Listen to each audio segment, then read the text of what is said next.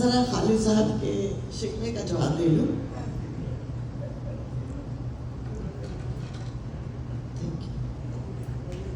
جب سے میکے نے انہیں سر پر چڑھا رکھا ہے تب سے صاحب نے مجھے خوب سدا رکھا ہے. بیاہ کر لائے تھے مہارانی کا وعدہ کر کے، بیاہ کر لائے تھے مہارانی کا وعدہ کر کے، نوکرانی مجھے ڈے ون سے بنا رکھا ہے. کام کے واسطے رکھ سکتی ہوں میڈ مگر، کام کے واسطے رکھ سکتی ہوں ہاؤس میڈ مگر، ان کی آشکانہ طبیعت نے ڈرا رکھا ہے.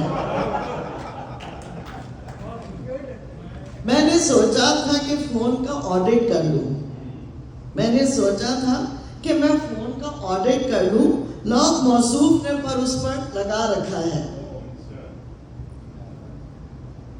خود غلطی سے بھی ٹوپی نہیں پہنیں گے جناب، خود غلطی سے بھی ٹوپی نہیں پہنیں گے جناب، پر حجاب مجھ کو سلیقے سے اڑا رکھا ہے.